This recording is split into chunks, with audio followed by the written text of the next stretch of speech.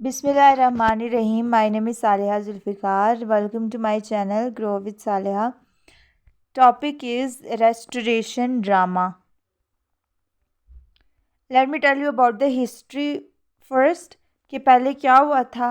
Like Shakespearean as में कितने ज़्यादा ड्रामास फेमस हुए थे, कितनी पीक पे गए थे कि उस तक आज तक मॉडर्न एज तक कोई भी एज में उतने ज़्यादा ड्रामा पीक पे नहीं गए जिसमें जितने एलिज़ाबेथन एज में गए थे शेक्सपियर की वजह से, मार्लो की वजह से. ठीक है, तो हम देखेंगे कि ऐसा क्या हुआ था कि प्यूरिटन एज के अंदर ड्रामा का डिक्लाइन आया था. तो it's very easy, I have told you earlier in so many videos कि प्यूरिटन एज के अंदर, बिकॉज प्यूरिटन क्रिश्चियन चर्च को प्यूरिफाई करना चाहते थे, तो वो ये समझते थे कि ये मॉरली इल जो हैं चीज़ें हैं, लाइक इंसान के मॉरल्स को, अखलाकियात को तबाह कर देती हैं. ये जो सिंपल प्लेजर्स हैं, इंजॉयमेंट की चीज़ें हैं, जैसे थिएटर में ड्रामा परफॉर्म करके, तो उन्होंने इस चीज़ पे बैन लगा दिया और थिएटर्स को क्लोज़ कर दिया जब कॉमनवेल्थ पीरियड चल रहा था.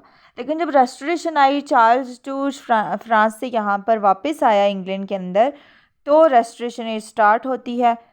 क्योंकि प्यूरिटन एज में थिएटर तो क्लोज थे, तो ड्रामा का बहुत बड़ा डिक्लाइन आ चुका था. लेकिन रेस्टोरेशन एज के अंदर जब चार्ल्स टू वापस आया ना इंग्लैंड के अंदर, फ्रांस से आया था ना, तो वो लिटरेचर का बहुत शौकीन था और फ्रेंच लिटरेचर से बहुत ज़्यादा इन्फ्लुएंस था. जब वो यहाँ पर आया तो उसने थिएटर दोबारा खुलवा दिए. लेकिन इस टाइम थिएटर उसने खुलवाए, लेकिन ये चीज़ उसने नहीं फॉलो की कि मैंने अपने इंग्लैंड के लोग हैं उनके लेजेंड्स को, जैसे क्रिस्टोफर मार्लो और शेक्सपियर हैं और बेन जॉनसन है, उनको फॉलो करने के बजाय उसने फ्रेंच के राइटर्स को से इन्फ्लुएंस होकर राइटिंग्स लिखना शुरू कर दी.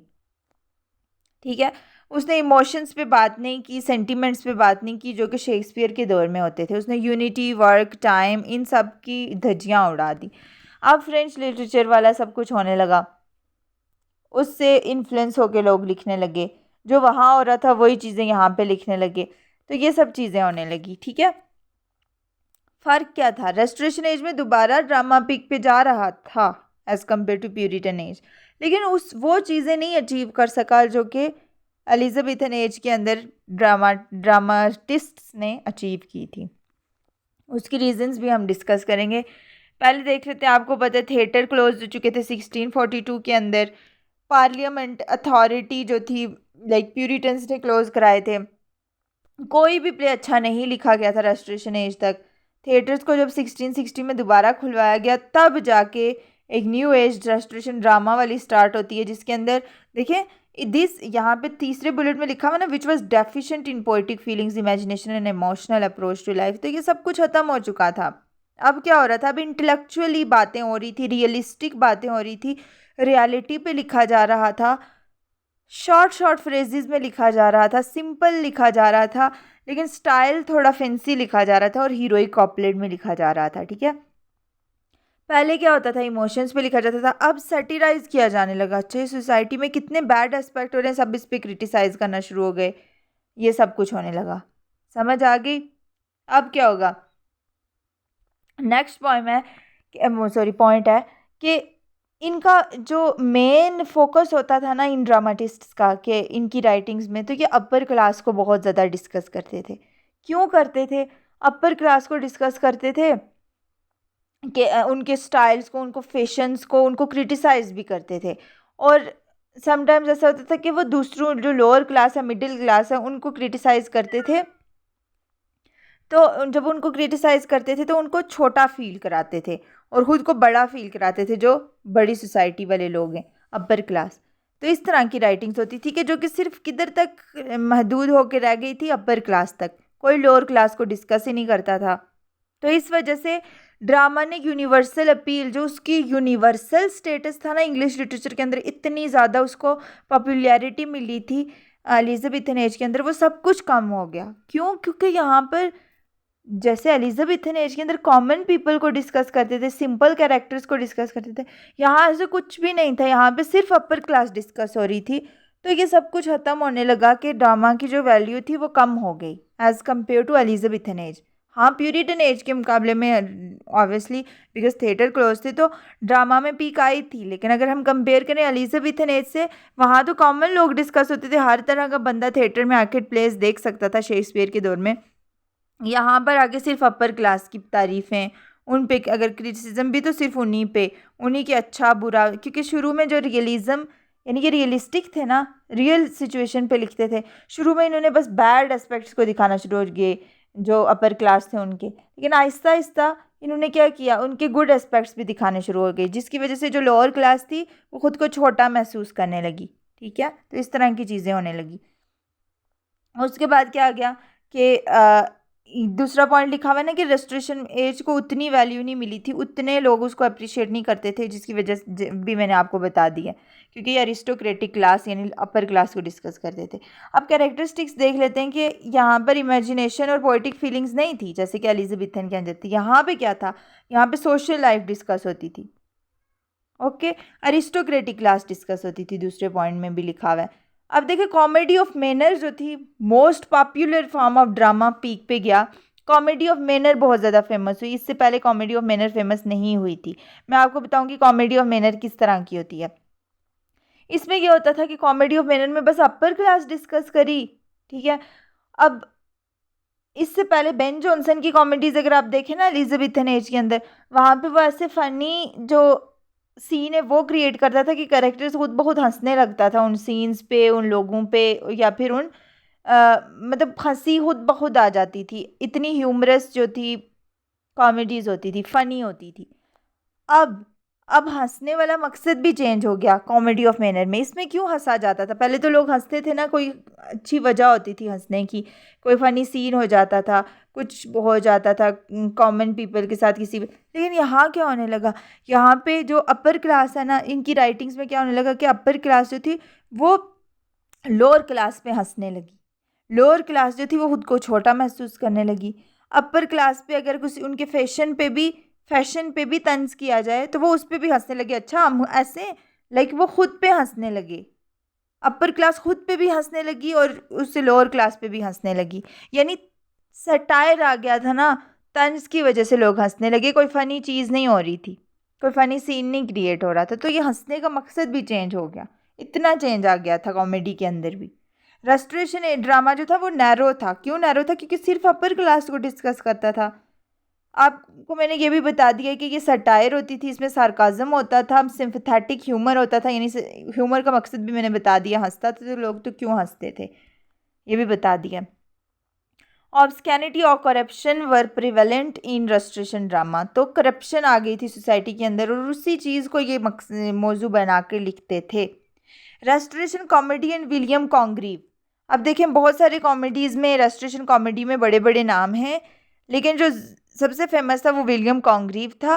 क्यों था, क्योंकि ये जो अपना स्टाइल रखता था ना लिखने का, वो इतना ज़बरदस्त इसका स्टाइल होता था ना कि इसको रीशेप कर करके उसने एक ऐसी लुक दी हुई होती थी कि वो इंस्पायर करती थी लोगों को। स्टाइल की बात कर रही हूँ, कंटेंट की बात नहीं करी। अब देखें, बहुत सारे राइटर्स के नाम मैंने यहाँ पे लिखे हुए जिनके फेमस वर्क्स हैं, कॉमिकल रिवेंज, प्लेन डीलर, लेकिन जो सबसे अलग है वो विलियम कॉन्ग्रीव है, जिसने लिखे हुए the way of the world, बहुत फेमस है इसका ये वर्क। लव फॉर लव भी बहुत फेमस है। 30 एज में उसने 30 ईयर्स का था वो, तो द वे ऑफ वर्ल्ड लिखी थी। ठीक है, आगे मैंने वही बात बताई हुई कि कैसे इसने अपने स्टाइल को जो है पॉलिश किया हुआ होता था, कैसे विटी आइडियाज़ वो शो करता था, प्रोज की फॉर्म में लिखता था, कैसे इसकी प्रोमिनेंट क्लास है, अपर क्लास के फैशंस को, उनके फॉइबल्स यानी वीकनेसेस को वो सामने रखता था, कैसे इसके इस प्लेस के अंदर यूनिवर्सल अपील की कमी थी जो कि एलिजाबेथन में होती थी। उसके बाद हमने बताया कि ये जो रेस्टोरेशन कॉमेडीज़ थी ना, जो अपर क्लास के बारे में ही लिखती थी, उन्हीं की वीकनेसेस को, उन्हीं की अच्छाई बुराई डिस्कस करती थी, उन्हीं का मजाक उड़ाती थी या फिर उन्हीं के बारे में मजाक किया जाता था। तो इन सबको क्रिटिसाइज़ किया था रोमांटिक पोइट्स ने। जैसे रोमांटिक पोइट्स में स्टील आ जाता है, लेम्ब आ जाता है, जो उनको क्रिटिसाइज़ करते थे कि ऐसी कॉमेडी नहीं होनी चाहिए। Heroic tragedy in the restoration period. अब हीरोइक ट्रेजेडी कौन सी हीरोइक ट्रेजेडी थी, कि ट्रेजेडी आपको पता है कि जो इसका एंड जो है वो सैड हो, किसी मिस फॉर्चून की वजह से, कैरेक्टर के अपने फ्लॉ की वजह से, या फिर कोई बैड हैपनिंग हो जाए किसी सिचुएशन की वजह से, कुछ भी बस दुखी हो और हीरो उसके अंदर हीरोइक ट्रेजेडी क्यों कहते हैं, क्योंकि हीरो के अंदर बहुत लाइक ब्रेव होता था हीरो, सुपर ह्यूमन क्वालिटीज़ होती थी उसके अंदर, हीरो हो या हीरोइन हो। तो इस तरह की ट्रेजेडीज़ को हीरोइक ट्रेजेडीज़ कहा जाता था, जो कि फेमस हुई थी रेस्टोरेशन पीरियड के अंदर। ओके, मोस्टली हीरोइक ट्रेजेडीज़ का जो होती थी वो एक पर्पसफुल होती थी, यानी एक सबक दे के जाती थी। और इनका ये और मौजू इनका ये होता था, लाइक थीम ये जो चूज़ करते थे या सब्जेक्ट ये जो चूज़ करते थे वो ब्रेवरी वाले होते थे। आपको पता है हीरो और हीरोइंस की सुपर ह्यूमन क्वालिटीज़ थी ना, तो ब्रेवरी जो है इसको डिस्कस करते। और ये जो कंजुगल लव है, मे बी मैं इसको मिस प्रोनाउंस कर रही हूँ, तो ये जो वर्ड है ये स्पाउस के दरमियान जो लव होता था इसको प्रमोट करने के लिए राइटिंग्स लिखते थे। ठीक है, उसके बाद हीरोइक ट्रेजेडीज़ जो थी हीरोइक कॉपलेट में लिखी जाती थी। मैंने आपको बताया कि 2 लाइनों के अंदर, कॉपलेट का मतलब होता है 2 लाइन्स के अंदर जो लिखा गया हो, और 2 लाइनों के अंदर एक मीनिंग पैक हो जो कि अगली लाइनों से उसका कोई लेना देना ना हो, उसी के अंदर क्लियर हो जाए। ठीक है, तो इस तरह का कॉपलेट यूज़ किया जाता था। और आइम्बिक पेंटामीटर फॉलो होता था जिसमें, जो कि फ्रेंच कन्वेंशन से लिया गया था। ठीक है, उसके बाद हमारे पास एग्जेजरेशन होती थी, सेंसेशनल इफेक्ट होता था, रियलिस्टिक कैरेक्टरिस्टिक्स होती थी। ठीक है, उसके बाद जो होता था कि हमेशा इसकी जो ये जो ट्रेजेडीज थी इसके अंदर विर्चू जो थी यानी नेकी जो होती थी उसको अच्छा सिला मिलता था, और जो बुराई थी उसको पनिशमेंट मिलती थी। ठीक है, उसके बाद हमारे पास आ जाता है ड्राइडन और हीरोइक ट्रेजेडी। ड्राइडन जो था, मैंने आपको पहले भी बताया, ये इस एज का रिप्रेजेंटेटिव है। ठीक है, जैसे शेक्सपियर एलिजाबेथन का था। और ये जो था क्यों इसका चीफ प्रोटैगनिस्ट कंसीडर किया जाता है, क्योंकि इसने सारे रूल्स वो फॉलो किए हुए हैं जो उन्होंने फ्रेंच कन्वेंशन से लिए थे, जैसे heroic couplet, formalism, intellectual witty ideas, इस तरह से प्रिसीजन यानी प्रिसाइज लिखो, शॉर्ट लिखो, इस तरह से। तो ये सारा कुछ ड्राइडन फॉलो कर रहा था, जिसकी वजह से इसको चीफ प्रोटैगनिस्ट भी कहा जाता है। फॉर एग्जाम्पल इसकी हीरोइक ट्रेजेडीज में जो मेन इंपॉर्टेंट जो नाम है वो कॉन्क्वेस्ट ऑफ ग्रेनाडा है, और दूसरा द इंडियन एम्पायर है। ठीक है, इसके अंदर जो है वो ट्रेजिडी आप देख सकते हैं इन प्लेस को पढ़ के। उसके बाद ड्राइडन जो है वो क्रिटिसिज्म के लिए बहुत ज़्यादा फेमस है। इसने अपने एक प्ले को डिस्कस किया हुआ है, औरंगजेब। इसके अंदर इसने क्या डिस्कस किया हुआ है कि कैसे शेक्सपियरियन मेथड जो है वो डिफरेंट है। और सॉरी, औरंगजेब जो वर्क इसने लिखा हुआ है बहुत इंपॉर्टेंट है। क्यों? क्योंकि उसने उसमें डिस्कस किया हुआ है कि रियल मास्टर हमारे फ्रेंच कन्वेंशंस नहीं, बल्कि हमारे शेक्सपियर और क्रिस्टोफर मार्लोवे, हमारे ही जो इंग्लैंड से लिटरेचर से बिलोंग करते हैं, वो हमारे रियल मास्टर हैं, और उन्हीं को उसने सुपीरियर कंसीडर किया। और ये वहाँ इस वर्क के अंदर, औरंगजेब के अंदर, इसने शो किया हुआ है कि कैसे वो तंग आ चुका है हीरोइक कॉपलेट यूज़ कर करके, और कैसे इन ट्रेडिशंस को फॉलो कर करके, और वो भी सिंप्लिसिटी चाहता है जैसे शेक्सपियर ने यूज़ की थी। ठीक है, तो ये था हमारा आज का lecture. Thank you so much.